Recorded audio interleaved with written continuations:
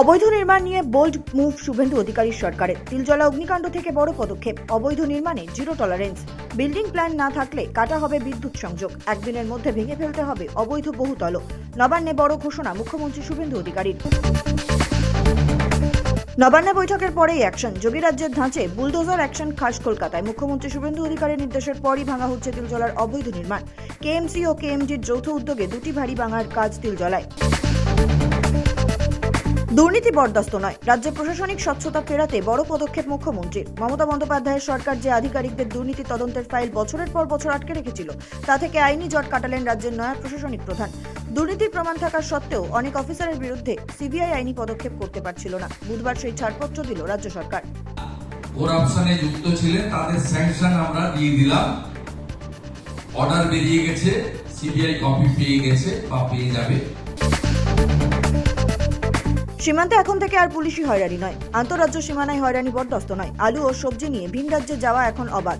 বড় নির্দেশ মুখ্যমন্ত্রী শুভেন্দু অধিকারীর।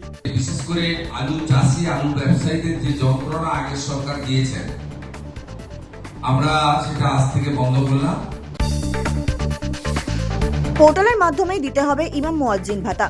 ওই পোর্টালের বাইরে কাউকেই আর কোনো ভাতা দেওয়া হবে না। রাজ্যে প্রায় 42,000 ইমাম এবং 27 লক্ষ মুয়াজ্জিন সরকারি ভাতা পান। এই বিপুল সংখ্যক প্রাপকের তথ্য পোর্টালে দ্রুত আপলোড করার নির্দেশ শুভেন্দু অধিকারীর।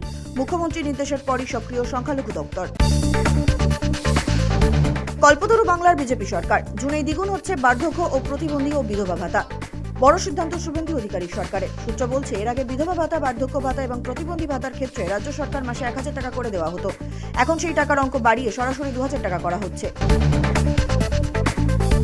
রাজ্যের সমস্ত অবৈধ টোল গেট বন্ধ করতে হবে। অনুমোদিত নয় এমন টোল গেট থেকে যে কোনো ধরনের ফি, চার্জ আদায় করা সম্পূর্ণ নিষিদ্ধ। কেউ এই ধরনের টাকা তুললে তার বিরুদ্ধে কঠোর ব্যবস্থা। জেলা শাসকদের নির্দেশ মুখ্য সচিব মনোজ আগরওয়ালের। অন্যথায় কড়া ব্যবস্থা। হেলমেট ছাড়া বাইক নিয়ে রাস্তায় সাবধান। এবার থেকে হেলমেট পরা বাধ্যতামূলক। কড়া নির্দেশিকা জারি পুলিশের। রাজ্যের নিরাপত্তা ব্যবস্থা জোরদার করতে অস্ত্রশস্ত্রের হিসাব তল্লাশি অভিযানে বিশেষ জোর। সীমান্তবর্তী জেলাগুলিতে অপরাধ নিয়ন্ত্রণ, গোপন তথ্য আদান প্রদানের জন্য সমন্বয় বৈঠকে জোর। মোট 5 দফার নির্দেশিকায় ট্রাফিক আইন থেকে শুরু করে সীমান্ত সুরক্ষা সব ক্ষেত্রে 1 ইঞ্চি জমিও ছাড়তে নারাজ প্রশাসন। সংবিধানের নিয়ম অনুসারে নন্দীগ্রাম ছাড়লেন শুভেন্দু অধিকারী। বুধবার শপথ নিলেন ভবানীপুরের বিজেপি বিধায়ক হিসেবে। তবে সাফ জানিয়ে দিলেন, অভাব বুঝতে দেবেন না, প্রতিশ্রুতি পালন করবেন। জায়গার এমএলএ হিসেবে তো শপথ নিতে পারি না। আমি অন্য এলাকার উন্নয়নের সাথে সাথে নন্দীগ্রামে দেওয়া আমার কথাও আমি কার্যকর করব।